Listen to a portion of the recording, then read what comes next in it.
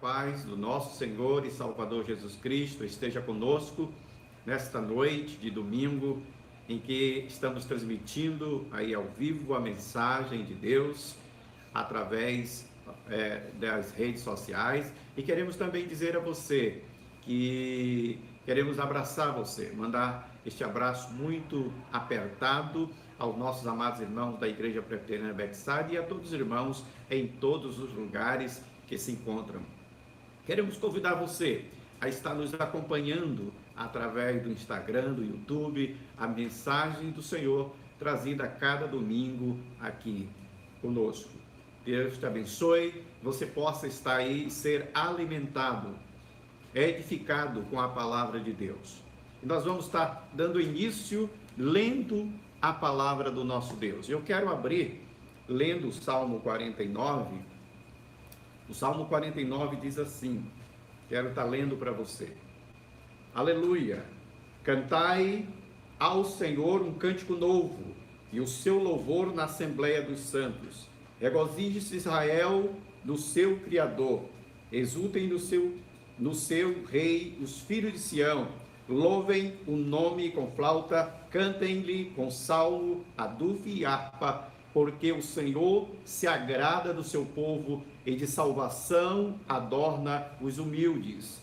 Exultem de glória os santos, no seu leito cantem de júbilo, dos seus lábios estejam os altos louvores de Deus, das suas mãos a espada de dois gumes, para exercer vingança entre as nações e castigo entre os povos, para meter os reis em cadeias e os nobres em grilhões de ferro, para executar contra eles a sentença escrita, que será honra para todos os seus santos.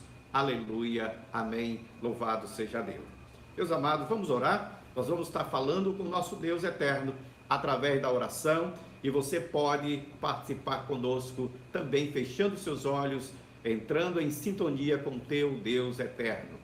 Pai amado, graça te damos por mais uma noite, neste dia de domingo, quando nós estamos, ó Deus, agradecido pelo dia. Te louvamos, ó Deus, pela noite que tu nos permite viver, Senhor. Na graça e na tua misericórdia, estende a cada, ó Deus, criatura tua, aos teus filhos, que recebam dessa dádiva misericordiosa de ti, ó Deus, de poder a cada amanhecer, a cada anoitecer, estar em tua presença. Derrama graça e bênção sobre a tua igreja em toda a face da terra, em nome de Jesus, graças a Deus. Meus amados, nós vamos estar, nesse instante, convidando você para que também abra aí onde você está, seu inário, o inário Novo Cântico da Igreja Presbiteriana do Brasil, e nós convidamos você no hino de número 33, Maravilhas Divina, é o título do hino, Maravilhas Divina, para que você adore o Senhor conosco e cante esse hino de louvor ao nosso Deus. Nós vamos estar entoando no hino de número 33, Maravilhas Divina. Abra seu inário e cante conosco este hino maravilhoso para a glória do nosso Deus.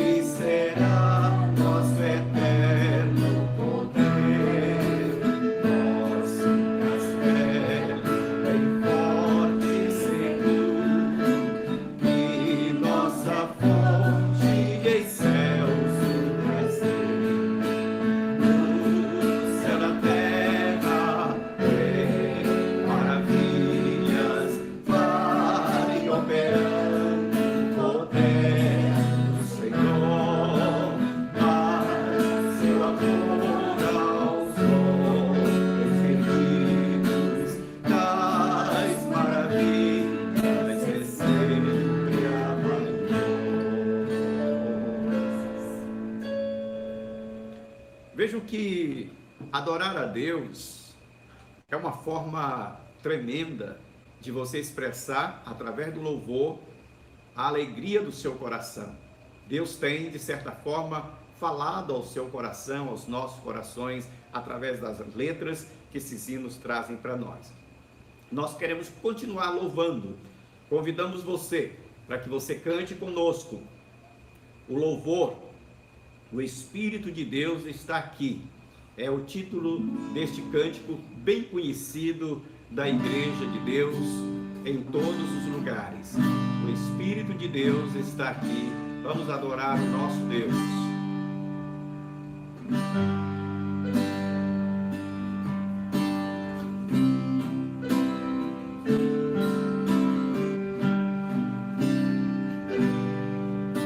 O Espírito de Deus está aqui. Adore o Senhor, operando em nossos corações, trazendo sua vida e poder, ministrando sua graça e amor. Os feridos de alma são curados,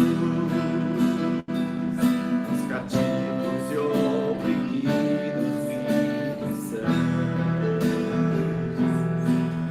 os enfermos e doentes são sarados, os Espíritos de Deus estão aqui. Pai, eu quero contemplar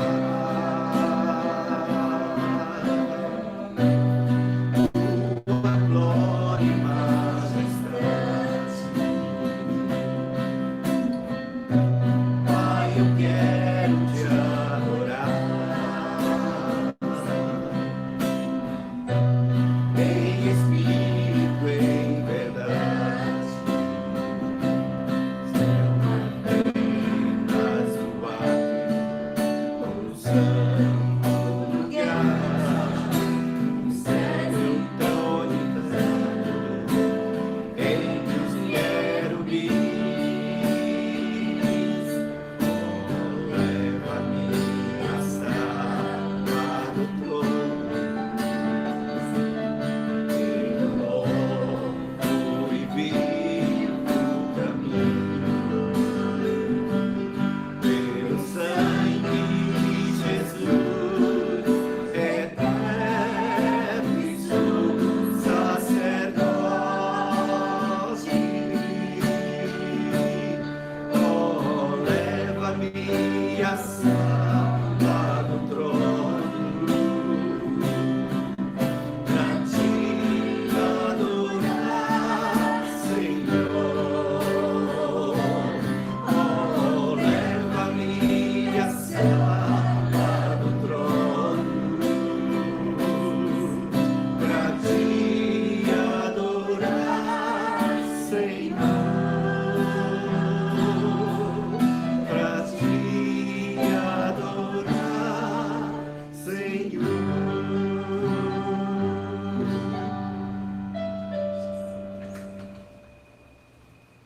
Que bênção é você poder adorar esse Deus digno de honra e glória, de todo louvor, que de certa forma merece e é digno de honra e glória.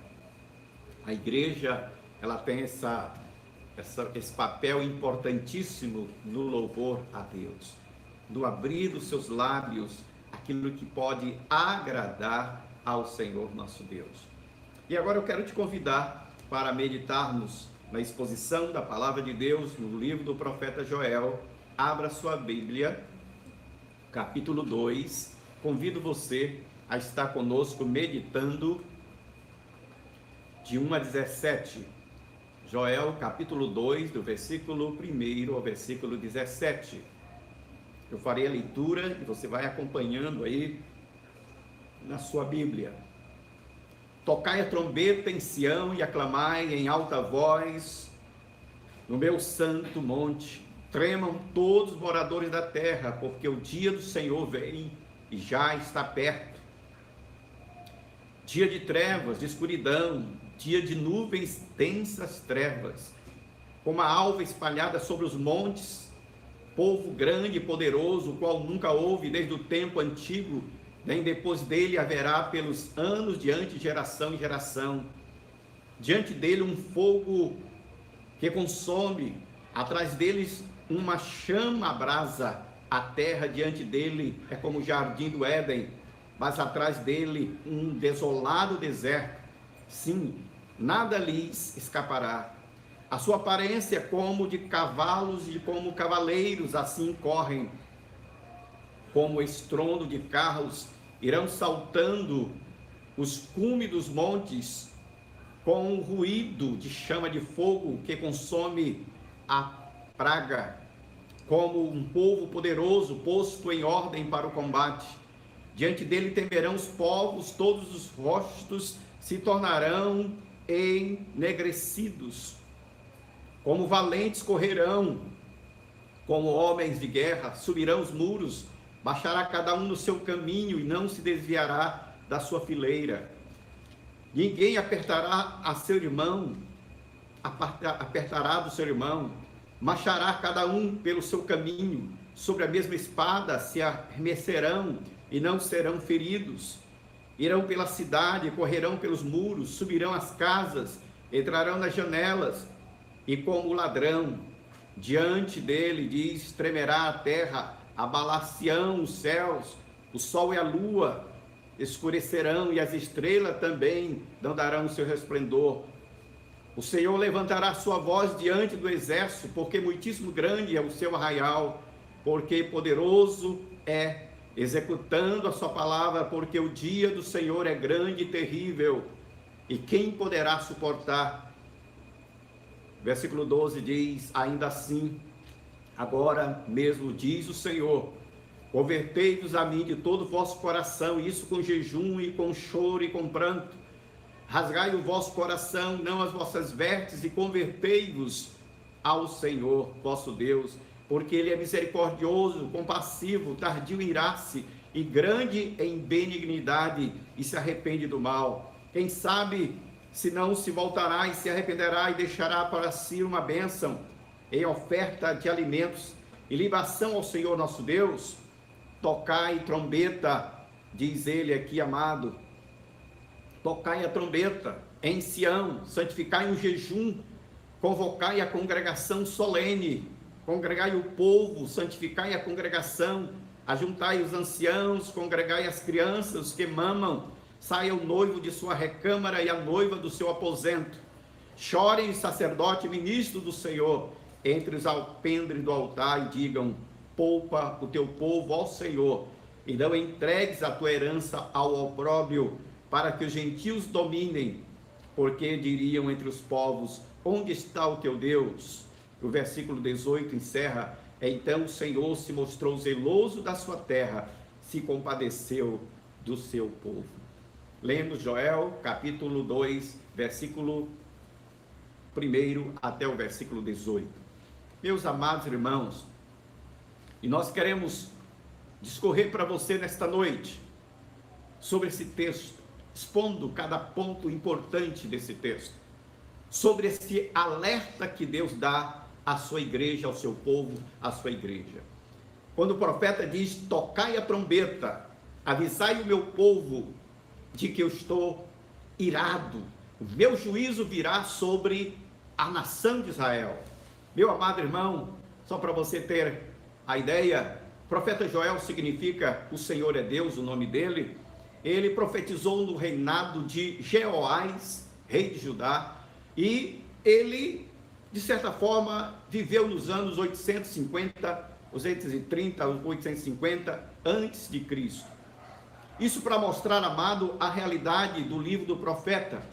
Para entendermos o capítulo 2, você tem que ler todo o capítulo 1, senão você não entenderá a mensagem do capítulo 2, do qual nós queremos abordar para você nesta noite. E o capítulo 2, ele traz como ênfase exatamente o momento do contexto da época em que Joel estava vivendo. Quando o capítulo 1 mostra, versículo 4 em diante, sobre a praga dos gafanhotos, o capítulo 1, verso 4 em diante, começa a esboçar que Deus permitiu uma praga de gafanhoto, e ele diz lá, 4 tipos de praga de gafanhoto: o gafanhoto cortador, o migrador, o devorador e o destruidor, para devastar a terra de Israel. O povo calou-se diante do sinal de tristeza, secou-se o campo porque não produzia mais, foi tudo devastado por causa da calamidade, anos e anos, porque, amado, o tempo do juízo chegou sobre a nação de Israel. E aí mais adiante, do versículo 6, 7 em diante, quando ele começa a dizer, por causa da miséria, até os jovens choram. O versículo 8 diz que o cereal acabou-se, porque a miséria não tinha alimento para comer. O juízo era iminente de Deus sobre a nação de Israel. E com isso, amado, o versículo 10 em diante vai mostrando que a devastação da lavoura, das pastagens, tudo isso trouxe um lamento sobre Israel, porque a calamidade estava devastando aquela cidade, aquela nação, e por isso os sacerdotes choravam, porque nem manutenção tinha para a casa de Deus, e por isso os dízimos, as ofertas não eram entregues, porque o profeta diz, versículo 15 do capítulo 1, o dia do Senhor chegou, e virá com uma grande desolação e assolação sobre a terra, porque Israel não me adorou, Israel me abandonou. Por isso, no capítulo 2, enviarei um grande exército, e agora ele se refere não só aos gafanhotos da seca, mas ele se refere aos caldeus, aos babilônios, que iriam invadir Israel e tornar como exilados, escravos. E aí, amado, neste capítulo 2, do versículo principalmente de 1 a 18, ele começa a trazer para nós um novo tempo, uma intervenção divina sobre a vida daquele povo. E Joel começa a trazer para nós, amado, anunciando este dia, profeticamente falando, ele traz um certo conteúdo teológico sobre a vinda do Senhor. Lembrem do Evangelho de Mateus, Lucas, quando eles narram também a vinda do Senhor, a vinda de Jesus, em que o sol não dará a sua claridade, haverá trovões, relâmpago, a terra será abalada, e Joel traz uma alusão à vinda do Senhor também naqueles dias, assim como profeticamente aconteceu. Joel também traz que seria um dia de Deus provar o seu povo pelo juízo, através das calamidades, e isso mostra também em Atos 2, Joel 2, 28, quando ele derramaria do seu espírito sobre toda a carne. Isso aconteceu lá no Pentecoste, em Atos capítulo 1, capítulo 2, você vê Deus derramando do seu espírito, cumprindo essa profecia de Joel, para trazer ao povo esta mensagem que nós queremos trazer nesta noite para você, para que você guarde no seu coração os ensinamentos de Deus, esse alerta, esse aviso de Deus à igreja dos dias de hoje. E quais são esses avisos, amado? O profeta está trocando a trombeta do juízo, mostrando que assim como foi a peste dos gafanhotos, a praga dos gafanhotos, a seca, a fome, o exército caldeus invadindo Israel, essa trombeta continua de Deus falando. Quando ele usa esse termo tocar trombeta, ele está dizendo: alerta o meu povo, acorda o meu povo, para que o povo perceba que o dia do Senhor está chegando, Jesus está voltando. Há um comentário de Max Lucado a respeito disso. Ele diz: se você soubesse que poucos se importariam com sua vinda, ainda assim Jesus viria.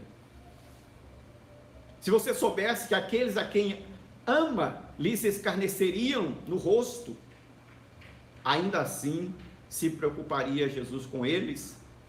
Sim, ele responde.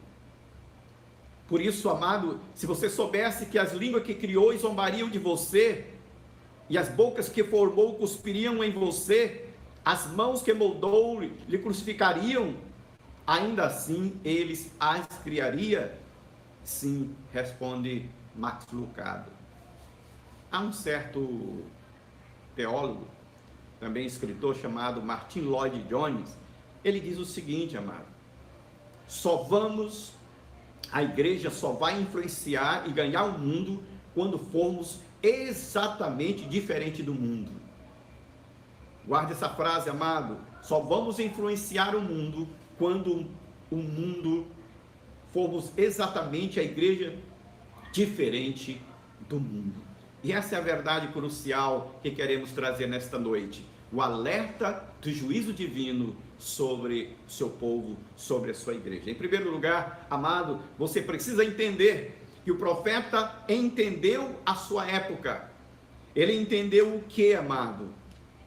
Como Deus via a situação daquela época, caótica, de abandono, de desprezo, de frieza espiritual. E é justamente isso que tem acontecido com a igreja nos últimos dias da vinda do Senhor. Dias de esfriamento, dias de abandono, dias de calamidade, de peste, de terremotos. E você pode perceber, amado, que Deus tem prazer de ver o seu povo feliz, fiel.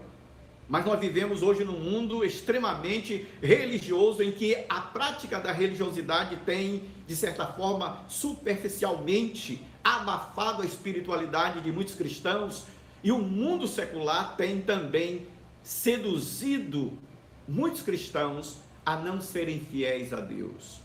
O profeta, entendendo a sua época, ele começa a trazer essa palavra para eles, de que Deus, ele não se impressiona com os programas, com ritos, com cerimônias religiosas que os judeus praticavam, com a piedade que muitas das vezes nós temos. Quando há pecados na igreja, falta consistência espiritual. Quando falta o fervor, o cansaço, as coisas de Deus se tornam sem entusiasmo.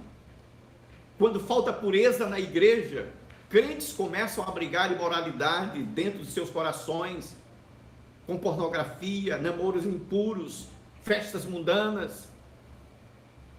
Quantas pessoas você não tem visto por aí afora?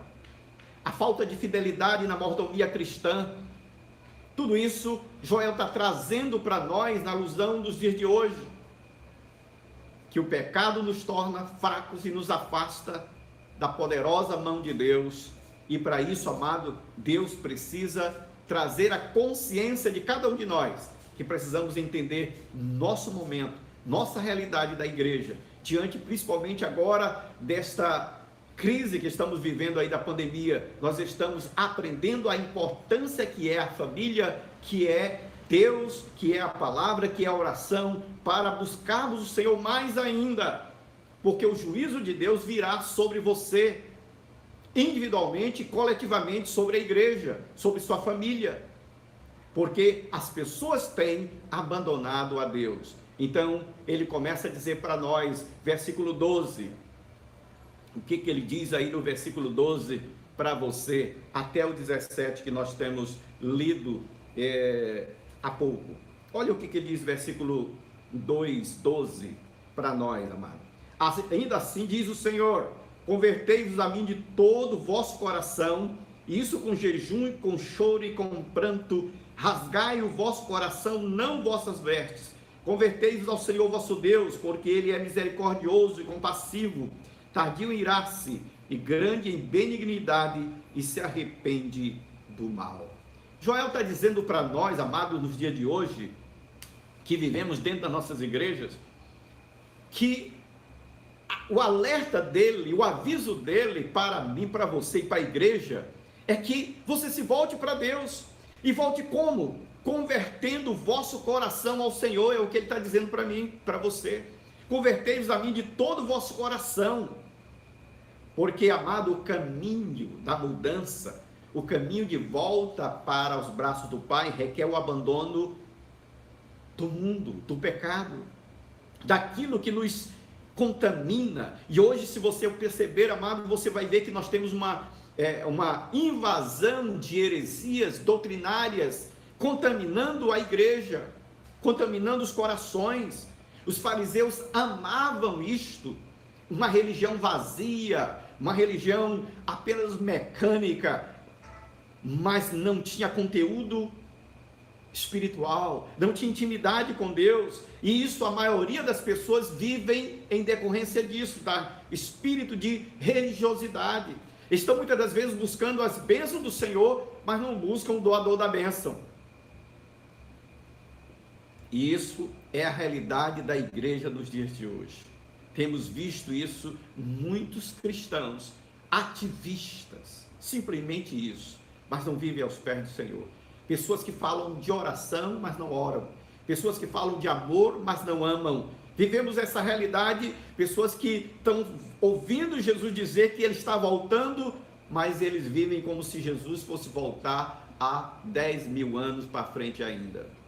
Mas, amados, eu quero dizer essa verdade. Guarde isso no seu coração. Como é que esta volta acontece? E Ele está dizendo aí, de verdade, versículo 12. Rasgai o vosso coração, não as vossas vestes. Quando Joel diz isso, ele está dizendo para mim, amado, que a minha mudança, a mudança que existe dentro de mim, do meu coração, da minha mente, ele está dizendo, todo o meu ser tem que se converter, transformar de verdade, não da aparência. Notem que Jesus recriminou muitos fariseus, saduceus, os religiosos da época, por causa da aparência deles. E Jesus chamou eles de sepulcros caiados, porque eles aparentavam orar de pé nas praças, se vestiam até o calcanhar, mas, amado, o coração estavam imundo, impuros diante dos olhos de Deus. E esse versículo 12 me diz isso. O nosso cristianismo tem que ser um cristianismo profundo, de uma consagração em que nós podemos cantar como cantamos ao nosso Deus, consagramos nosso coração ao Senhor. Aquele hino que cantamos no nosso cenário, quero ser um vaso de bênçãos, mas ao cantar quero ser um vaso de bênção, você tem que dizer, Senhor, usa-me como instrumento teu. Não adianta cantar o hino de consagração ao Senhor, dizendo, eu quero ser um vaso de bênção, mas muitas das vezes tua luz não brilha em lugar nenhum. Não adianta cantar aquele hino que tinha nos salmos e hinos, que eu lembro que nossa família cantava muito, e muitos irmãos antigos cantavam, tudo entregarei, mas retemos nosso coração, nosso tempo, retemos nossas ofertas, nossos dízimos ao Senhor, não honramos de fato e verdade ao nosso Deus. Sim, amados, por isso nós precisamos voltar ao nosso Deus, e essa volta requer urgência. Ele diz, além de ser de verdade, tirando todas as máscaras, você precisa agir com urgência. Voltar-se para Deus aqui, amado, mostra que ele está dizendo como? Com jejum e oração. Eu pergunto até para você, amado, você tem jejuado? Você tem orado você tem buscado a Deus? Lembre-se que o jejum é uma busca a Deus, para que Deus abençoe a tua vida e que use como instrumento. Geralmente, a Bíblia diz que o jejum, ele quebranta a gente, ele nos humilha, ele nos esvazia para que o Espírito de Deus fluentemente haja através de você. O jejum é para isso. Jejum e oração é para conquistar bênçãos e vitórias. E muitas das vezes, amado, o que é que acontece? A falência no meio da igreja. Porque dizemos que oramos e não oramos, dizemos que jejuamos e não jejuamos, dizemos que amamos e não amamos. Em 2 Crônicas, capítulo 17, 2 Crônicas, capítulo 17 ao capítulo 20, tem aquela história maravilhosa de Josafá. Josafá se viu cercado dos midianitas e moabitas, e ele chamou todo o povo para orar e jejuar ao Senhor, da criança ao adulto, para que Deus lhe desse vitória. Você sabe o que aconteceu? Deus ouviu a oração daquele povo, vendo as crianças, jovens, adolescentes, homens, todos adultos, orando diante de Deus de pé, clamando e jejuando, para que Deus intervisse naquela situação caótica, aparentemente de derrota. mas Deus galgou vitória e exaltou o seu nome sobre aquela nação, porque este é o Deus que, de fato, de verdade, quer que nós nos aproximamos com o coração sincero e verdadeiro diante de Deus. Ele disse que essa volta é com choro e lágrimas. E eu pergunto isso para você, amado. Você tem chorado por alguém? Você tem chorado pelas almas? Você tem chorado pela sua família? Os parentes seus que têm se perdido? Às vezes nós nos emocionamos, às vezes nós até choramos diante de uma novela, de um filme, diante de um episódio que você foi tocado emocionalmente. Mas é interessante, nós não choramos pelos pecados das pessoas, nós não choramos quando alguém está se perdendo. E por que isso, amado? Por que a Bíblia nos diz lá em Oséias capítulo 12, 4, que ele lutou com o anjo, prevaleceu, chorou e suplicou, e achou o favor do Senhor. Nós observamos Davi chorou grandemente ao ver sua família sendo atacada. Neemias chorou diante de ver a nação de Judá, o povo de Deus em calamidade, em tristeza, em miséria. Neemias lá no capítulo 1 chora ao ver o povo assim. Mas hoje já não vemos mais irmãos chorando por ver seu marido, seu esposo, seus filhos em calamidade, em tristeza. É a hora, amado, de voltarmos a Deus. O que Joel está dizendo, olha, volte para o Senhor com o coração aberto, rasgado. Quando ele diz aqui rasga, é uma expressão extremamente judaica. O judeu tinha esse hábito de rasgar as vestes como sinônimo de que estavam rasgando o coração, se vestiam de pano de saco para dizer que estavam arrependidos diante de Deus, e era uma verdade em parte. E isso é importante para nós nos dias de hoje. Rasgai o vosso coração, não as vossas vestes, e convertei-vos ao Senhor. E ele diz, porque ele é misericordioso, compassivo, tardio em irar-se e grande em benignidade, e se arrepende de fazer o mal.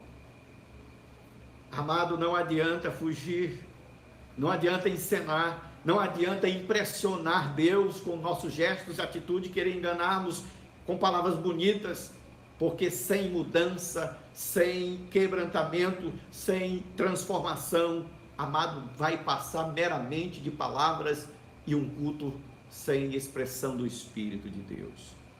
Por isso ele diz, amado, que esse alerta do juízo de Deus é urgente, conforme o versículo 12, é rápido, porque a crise ataca todos nós cotidianamente, e é tempo da igreja acordar para perceber, assim como aconteceu na época do profeta Joel, está acontecendo nos dias de hoje.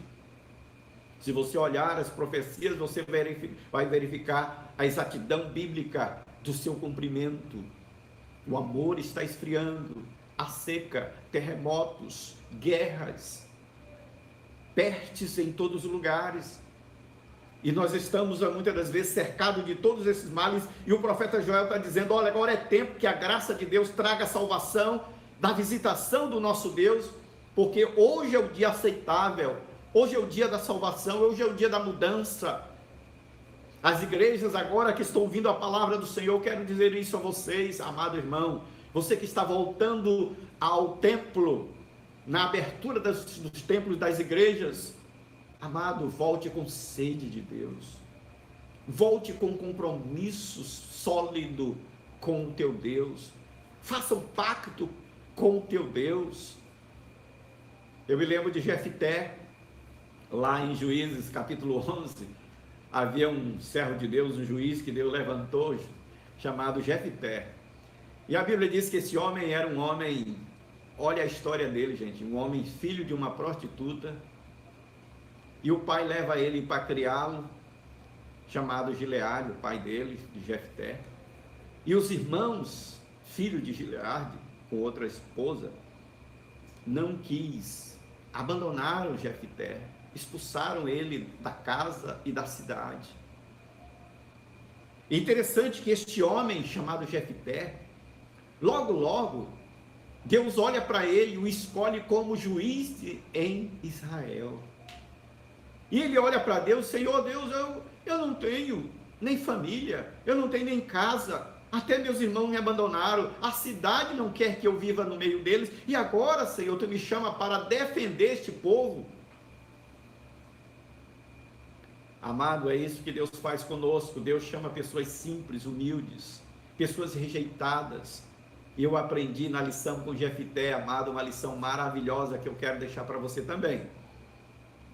Não importa a herança familiar, não importa o teu estado de vida, quando Deus te chama e te escolhe, é porque Ele quer te usar como instrumento de bênção para as pessoas, para a nação, como o caso de Judá, para a tua família. Por isso é que Deus muda e transforma o coração das pessoas, exatamente por isso, para levá-lo ao arrependimento, à mudança de vida. E isso é maravilhoso que está acontecendo, essa urgência que Deus tem de que o eminente julgamento do Senhor virá sobre a tua casa, a tua família. 1 Pedro capítulo 4, versículo 17, diz assim: porque já é tempo que comece o julgamento pela casa de Deus.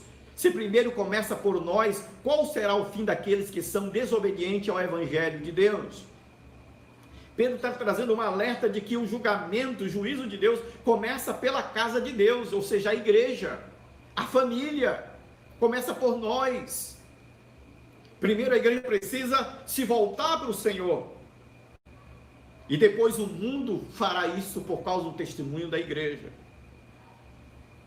É assim que a igreja conquista o mundo para Cristo, através do exemplo da luz que brilha em cada coração. Lembre-se que lá em 2 Crônicas 7,14, aquele texto maravilhoso em que o escritor diz lá: se meu povo que se chama pelo meu nome se humilhar, orar e me buscar, se converter dos seus maus caminhos, olha o que Deus diz: eu ouvirei do céu, eu sararei a sua terra, eu perdoarei os seus pecados, eu ouvirei sua oração. Gente, Deus é esse Deus compassivo e misericordioso que dá resposta a cada um de nós. E o versículo 13 e 14 do capítulo 2 está dizendo que Deus é benigno, misericordioso, paciente, tardio em irar-se. Está mostrando o caráter de Deus. É o que Joel está trazendo para aquela nação. Olha, Deus, se vocês voltarem para Deus, Ele vai perdoar a nação de Judá. Ele perdoará os pecados de todos vocês, mas é importante que vocês se arrependam e se voltem para Deus, senão a ira dele cairá sobre a nação. Gente, e o estado já era terrível, já não havia mais esperança para nada, mas é nesse momento que ele diz: convertei-vos ao Senhor vosso Deus. Esse povo que havia se desviado, agora se volta para o Senhor, com jejum, com oração, com pranto. E Deus comprometido com aqueles que inegavelmente o buscam, que de fato com sinceridade, verdade e profundidade se aproximam dele. Ele começa a mudar a atitude daquela nação, a realidade deles. Por isso ele diz, amado, do versículo 15 e 17: tocai a trombeta, santificai um jejum, convocai a assembleia solene.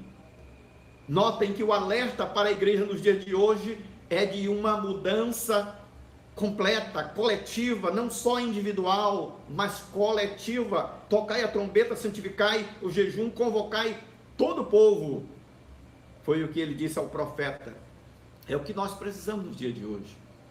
Nos reunir na igreja, todo o povo, cada um saindo das suas casas com as Bíblias na mão para buscar o Senhor, para que Deus mude a realidade da tua casa, da tua família, para que Deus possa, pelo poder do nome de Jesus, libertar você das enfermidades, dos seus problemas, te ajudar, te dando força. Isso é importante. E veja o versículo 16, o que ele diz, gente. O versículo 16 começa dizendo, primeiramente, os anciãos. Dê uma olhada aí no versículo 16, amado, para que você possa estar a par do que ele diz. O versículo 16 diz desta forma: congregai o povo, santificai, congregai e ajuntai os anciãos, reuni os filhinhos, os que mamam, saia do noivo sua recâmara e a noiva do seu aposento. Chore, o versículo 17, o sacerdote, ministro do Senhor.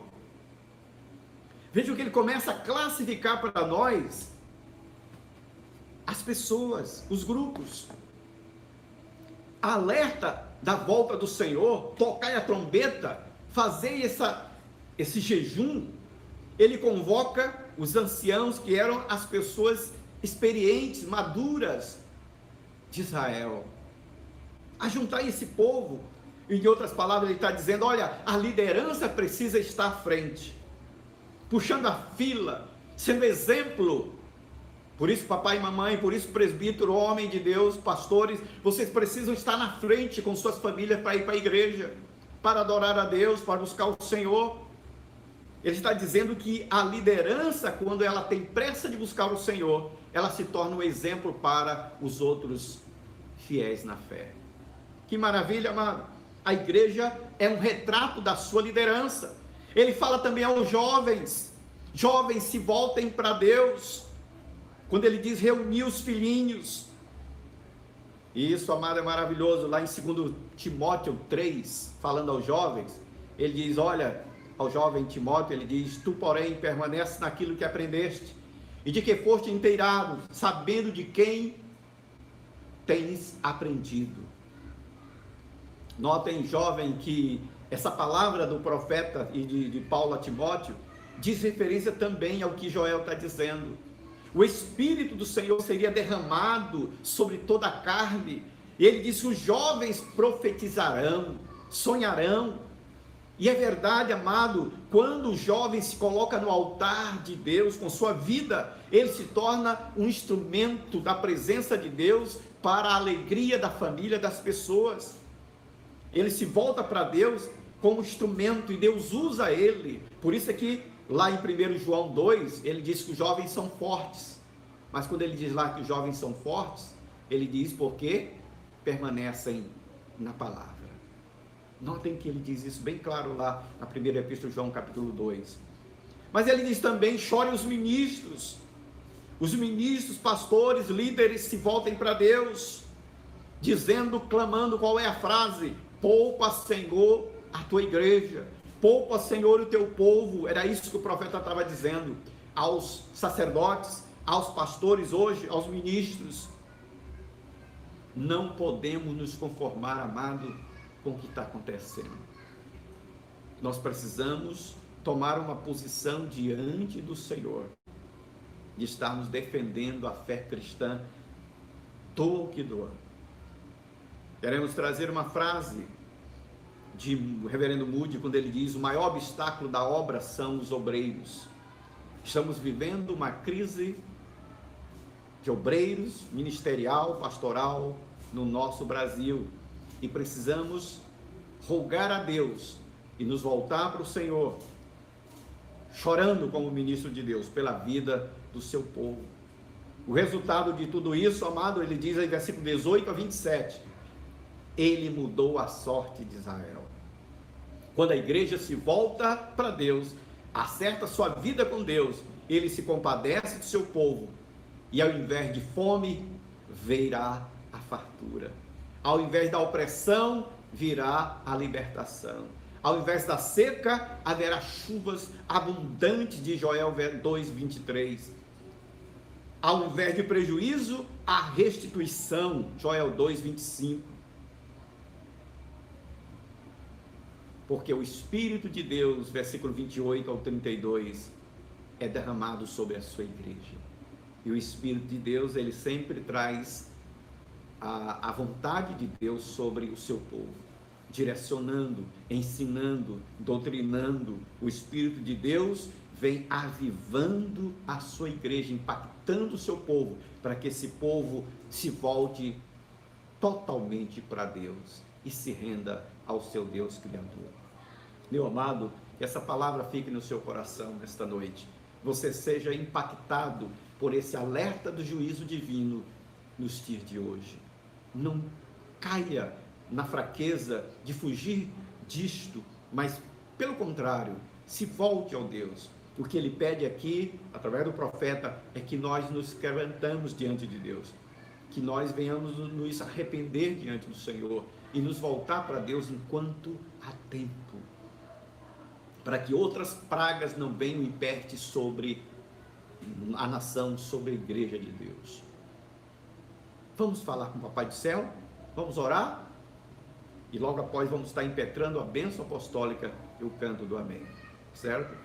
Graças a Deus por você estar conosco e ouvir a palavra de Deus, e que essa palavra possa mudar e transformar a tua vida todos os dias, em nome de Jesus. Meu Deus, meu Pai, te agradecemos, ó Deus, pela tua palavra, Senhor Deus, pelo alerta do profeta quando diz: tocai a trombeta, avisando o povo, a igreja, de que o Senhor está chegando. Ó Deus, abençoa a tua igreja, o teu povo, as famílias, fortalecendo na fé, ó Deus, aqueles que estão fracos, animando aqueles que estão desanimados, salvando aqueles que estão ainda perdidos, libertando aqueles que ainda estão enclausurados, cativos de alguma coisa, ó Deus. Vem perdoar, ó Deus, os nossos pecados, e, ó Deus, poupa a tua igreja, o teu povo. Tem misericórdia de nós a cada dia. Eu te peço e clamo em nome de Jesus, hoje e sempre. Amém, amém. Amém,